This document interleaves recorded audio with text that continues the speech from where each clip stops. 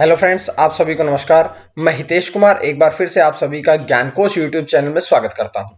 आज है 16 जनवरी और 16 जनवरी से जितने भी करंट अफेयर्स बनेंगी वो आप सभी के लिए हम आज का चर्चा का विषय रहेगी। तो बात करेंगे कि अगर आपको इस वीडियो का पीडीएफ चाहिए तो ज्ञानकोश नाम से टेलीग्राम चैनल है और ज्ञानकोश नाम से ही फेसबुक पेज है, आप लोग वहां से इसकी पीडीएफ को डाउनलोड कर सकते हैं।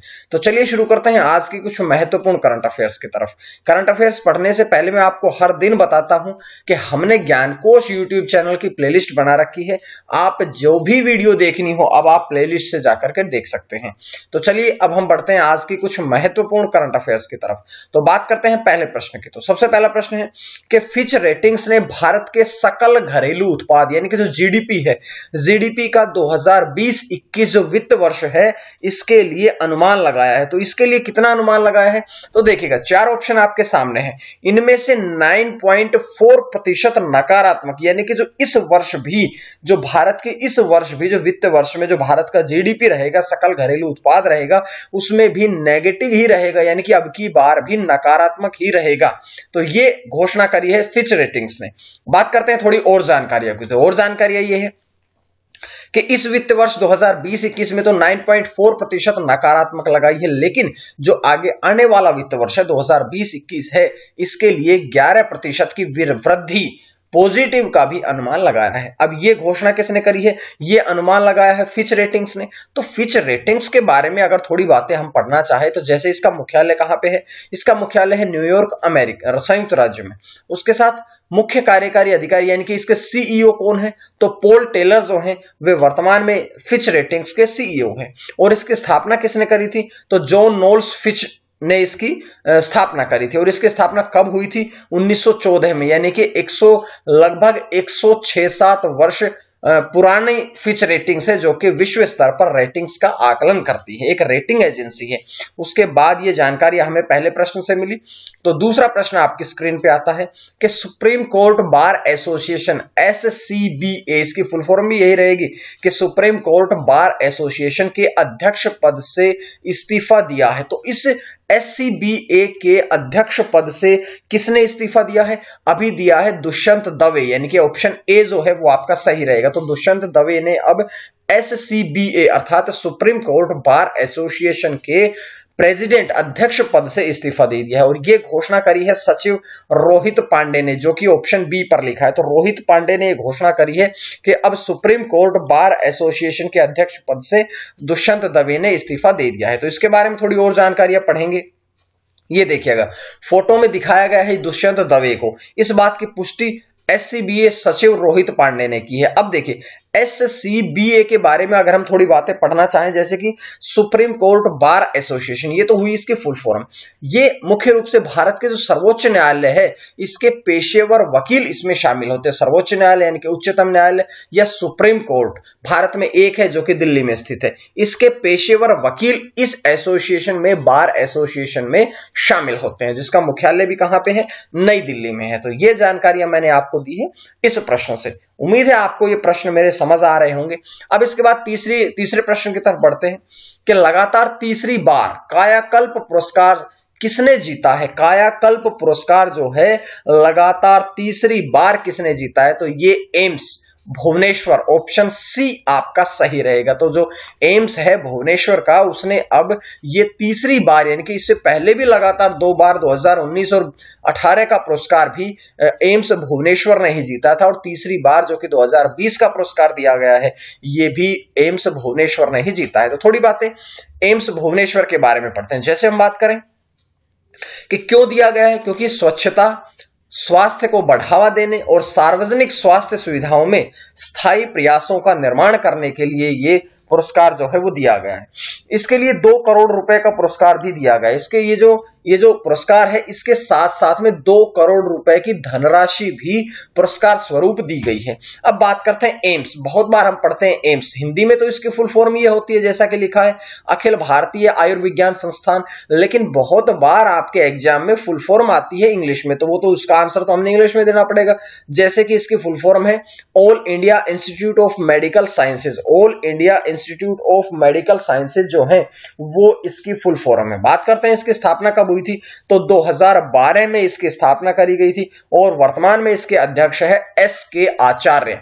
तो इस प्रकार से ये सारी जानकारियां इस करंट अफेयर्स के साथ साथ में हमने थोड़ी सी अतिरिक्त जानकारियां भी पढ़ ली है। तो इसी प्रकार से आप लोगों ने हर दिन करंट अफेयर्स को तैयार करना है। जिसके पश्चात बात करते हैं चौथे प्रश्न की कि किर्गिस्तान के राष्ट्रपति पद का चुनाव किसने जीता है। तो किर्गिस्तान का जो अब राष्ट्रपति पद का चुनाव जीता, पहले तो मैं आपको इस चुनाव से पहले एक छोटी जानकारी दूं कि किर्गिस्तान देश में पिछले कुछ दिनों से, पिछले 1 वर्ष से लगातार जो प्रशासन है, जो उसमें उथल पुथल मची हुई है और इसी उथल पुथल के चलते इससे पहले एक राष्ट्रपति ने इस्तीफा दिया था और अब दोबारा से चुनाव हुए, जिसके पश्चात किर्गिस्तान के राष्ट्रपति पद का जो चुनाव है वो सदर जापारोवा ने जीता है। और इससे पहले इस्तीफा किसने दिया था, तो सी ऑप्शन पर लिखा है सोरोनबाय जेनेबकोव, इन्होंने पहले इस्तीफा दिया था, जिसके पश्चात सदर जापारोव ने ये जो पद है, ये इस पद के लिए, राष्ट्रपति पद के लिए चुनाव जीत लिया है। बात करते हैं, उन्होंने 79% वोटों से चुनाव जीता है। इससे पहले के जो तत्कालीन राष्ट्रपति थे सोरोनबाय जेनेबकोव, उन्होंने इस्तीफा दे दिया था। इसके बाद पिछले अक्टूबर में संसदीय चुनाव के बाद किर्गिस्तान संकट में था और उस चुनाव के वो जो चुनाव हुए थे अक्टूबर में, उन चुनावों के परिणाम भी विवादित रहे थे। जिस प्रकार से अब डोनाल्ड ट्रंप अमेरिका में कह रहा है कि मेरी जीत हुई है, ये वोटों की हेराफेरी हुई है, या कुछ भी कहिएगा, आपसे सिंपल सी बात है कि जो अक्टूबर में जो चुनाव हुए थे उसमें वो जो चुनाव थे उनके परिणाम भी विवादित रहे थे, जिसके पश्चात दोबारा चुनाव हुए और उसका राष्ट्रपति पद का चुनाव जो है वो सदर जापारोवा ने 79% वोटों से जीत लिया है। बात करते हैं किर्गिस्तान के, तो 2 प्रश्न और बनते हैं। जैसे कि किर्गिस्तान की अगर हम राजधानी की बात करें तो बिश्केक, और यहां से अगर हम मुद्रा की बात करें तो किर्गिस्तानी सोम जो है वो किर्गिस्तान की मुद्रा है। ये बात हमने यहां से पढ़ी। जिसके पश्चात हम बढ़ते हैं आज के अगले 5वें प्रश्न की तरफ। जैसे बात करें हम कि बेंगलुरु मेट्रो के दूसरे चरण का शुभारंभ किया गया है और इसके तहत कितने किलोमीटर का विस्तार किया गया है। तो देखिएगा, जो दूसरा चरण है इसके लिए बेंगलुरु मेट्रो का 6 किलोमीटर का विस्तार किया गया है। तो अभी ऑप्शन बी सही होगा। थोड़ी जानकारियां और पढ़ते हैं। जैसे कि जो बेंगलुरु मेट्रो है, इसके दूसरे चरण का शुभारंभ किया गया और इसे नम्मा मेट्रो के नाम से भी जाना जाता है। दूसरा चरण जो है वो 6 किलोमीटर लंबी दक्षिण विस्तार लाइन को हरी झंडी दिखाई गई है। ये कहां से कहां तक है, तो ये है येलाचेनाहल्ली से लेकर के सिल्क इंस्टीट्यूट मेट्रो स्टेशन तक ये बनी है। ये मार्ग 15 जनवरी 2021 को वाणिज्यिक परिचालन के लिए खोला गया।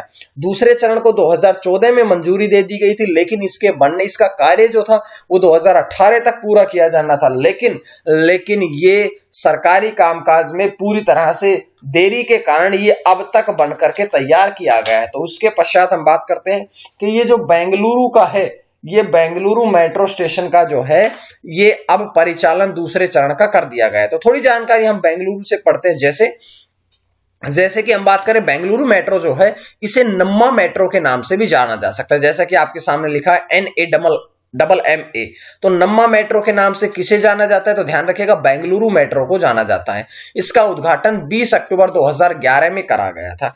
पहली लाइन कहां से कहां तक थी, तो बायपनहाली से महात्मा गांधी मार्ग के बीच में बनी थी। और दिल्ली मेट्रो, हैदराबाद मेट्रो, ये जो आपका बेंगलुरु मेट्रो है ना, ये हिंदुस्तान में चौथा सबसे लंबा मेट्रो परिचालन नेटवर्क है। तो अगर चौथे नंबर का है तो 3 कौन कौन है, पहले नंबर पर है दिल्ली मेट्रो, दूसरे नंबर पर हैदराबाद मेट्रो, तीसरा है चेन्नई मेट्रो और चौथा नंबर आता है बेंगलुरु मेट्रो का, जो कि हिंदुस्तान में चौथे नंबर का सबसे बड़ा मेट्रो परिचालन नेटवर्क है। इसके प्रबंध निदेशक कौन है, तो अजय सेठ जो हैं वे इसके प्रबंध निदेशक हैं। तो ये जानकारियां हमने पूरे प्रश्न से पढ़ी, साथ साथ में बेंगलुरु मेट्रो से भी पढ़ी है। अब हम बढ़ते हैं आज के प्रश्न की तरफ। तो आज का प्रश्न है कि आतंकवाद प्रायोजक राज्य नामित किया गया इन 4 देशों में से, आपके पास 4 ऑप्शन है, इन चारों में से आपने बताना है कि आतंकवादी प्रायोजक राज्य किसे नामित किया गया है। ये सवाल आपने देना है, इसका जवाब आप कमेंट करके बताइएगा। जिसके पश्चात जैसा कि मैं बता चुका हूं कि जो टॉप 5 सही जवाब देंगे उन सभी छात्रों को अगली पुस्तक उपहार स्वरूप दी जाएगी। अब हम बढ़ते हैं जो कल मैंने प्रश्न पूछा था उसकी तरफ। तो कल मैंने आपसे प्रश्न पूछा था, ईज ऑफ डूइंग बिजनेस सुधार को लागू करने वाला देश का 8वां राज्य कौन सा बना है? तो 8वां राज्य बना है केरल। और सभी के जिन्होंने भी आंसर दिए हैं सभी के जवाब एकदम सही रहे, केरल 8वां राज्य बना। ठीक है, अब हम बढ़ते हैं प्रश्न नंबर 6 की तरफ।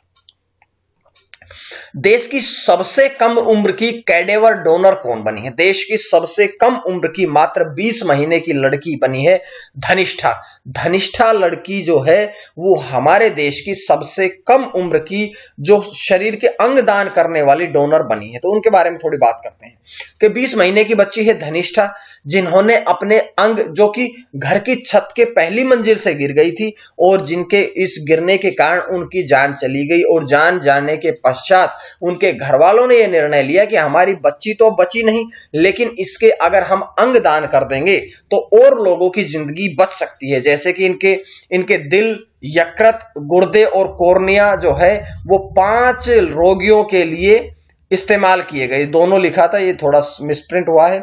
इसके बाद मैं एक छोटी सी जानकारी और भी देता हूं कि भारत अंगदान की स्थिति में विश्व में सबसे कम दर है भारत में, यानी कि 0.26 प्रति मिलियन की दर से भारत में अंगदान किए जाते हैं।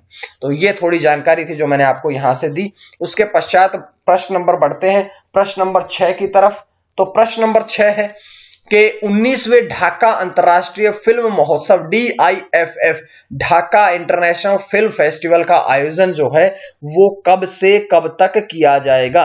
तो ये किया जाएगा, 4 ऑप्शन आपके सामने है, 16 से 24 जनवरी। 16 से 24 जनवरी कुल मिलाकर के 9 दिनों तक का ये चलने वाला फिल्म महोत्सव है, जो कि ऑप्शन डी आपका सही रहेगा। इसके बाद बढ़ते हैं थोड़ी जानकारियों की तरफ। जैसे कि 16 से 24 जनवरी 2021 के बीच में चलेगा 9 दिवसीय फिल्म महोत्सव है। इसमें कुल 73 देशों की 225 फिल्मों का प्रदर्शन किया जाएगा। यह फिल्म बंगबंधु शेख मुजीबुर रहमान की जन्म शताब्दी को समर्पित है। और जैसा कि बताएं कि लुज़ेन लिंडन द्वारा निर्देशित स्प्रिंग ब्लॉसम जो है ये इस उत्सव की सबसे पहली फिल्म होगी जो कि प्रदर्शित करी जाएगी। आप देख सकते हैं बांग्लादेश के मैप में ये ढाका की भी फोटो यहां पर मैप में दिखाई गई है। उसके पश्चात बात करते हैं DIFF के बारे में। जैसा कि मैंने यहां पहले फुल फॉर्म बता दी थी आपको।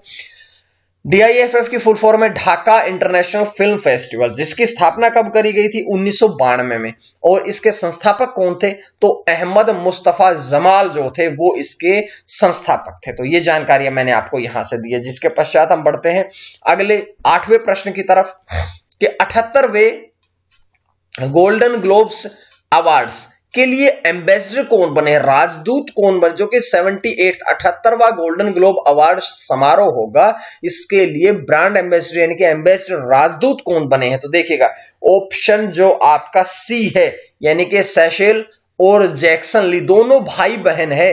सेशेल और जैक्सन ली जो हैं वे दोनों भाई बहन हैं और जो कि इस गोल्डन ग्लोब्स अवार्ड के एम्बेसडर बनाए गए हैं। थोड़ी जानकारी और पढ़ेंगे। जैसे कि बात करें, ये दोनों के दोनों हैं, ये हॉलीवुड फिल्म निर्माता स्पाइक ली की बेटी और बेटा है। सेशले बेटी है और जैक्सन जो है वो बेटा है। इन दोनों को ही अब इस गोल्डन ग्लोब अवार्ड्स का ब्रांड एम्बेसडर बना दिया गया है। और बात करते हैं, ये दोनों ही ब्रांड एम्बेसडर बनने वाले पहले अश्वेत भाई बहन है। पहले अश्वेत, यानी कि इससे पहले अश्वेत कोई भी इस पर नहीं बना था। जिसके बाद बात करता हूं मैं कि जो आपका इसका आयोजन जो है वो इसका आयोजन किया जाएगा 28 फरवरी 2021 को। अब बात कर लेते हैं हम कि गोल्डन ग्लोब अवार्ड के बारे में। तो गोल्डन ग्लोब अवार्ड जो है इसका पहला संस्करण कब आयोजित किया गया था? तो 20 जनवरी 1944 को इसका पहला संस्करण आयोजित किया गया था। किस देश में आयोजित किया जाता है? तो संयुक्त राज्य में यह आयोजित किया जाता है। और यह पुरस्कार जो है फिल्म और टेलीविजन में योगदान को समर्पित है। तो इसलिए ये फिल्म महोत्सव के बारे में मैंने पूरी जानकारी आपको दी है। जिसके पश्चात आज का 9वां प्रश्न आपके स्क्रीन पे आता है कि हवाई टैक्सी सेवा का उद्घाटन किसके द्वारा किया गया? हवाई टैक्सी सेवा का जो उद्घाटन है वो किसके द्वारा किया गया है? ये किया गया है मनोहर लाल खट्टर यानी कि ML खट्टर के द्वारा, मनोहर लाल खट्टर के द्वारा, जो कि हरियाणा के मुख्यमंत्री हैं। अमरिंदर सिंह जो है वो पंजाब के मुख्यमंत्री हैं। अशोक गहलोत जो हैं उनका संबंध राजस्थान से है और नरेंद्र मोदी जो है वो देश के वर्तमान में प्रधानमंत्री है। लेकिन इसका उद्घाटन किया गया है हरियाणा के मुख्यमंत्री मनोहर लाल खट्टर के द्वारा। तो थोड़ी जानकारी पढ़ते हैं। जैसे कि केंद्र सरकार की जो उड़ान योजना है, इस उड़ान योजना के तहत ये योजना भी मनोहर लाल खट्टर ने शुरू करी है। इसका पहला चरण चंडीगढ़ से हिसार के लिए 14 जनवरी को शुरू किया गया। दूसरा चरण हिसार से देहरादून के लिए 18 जनवरी से शुरू होगा।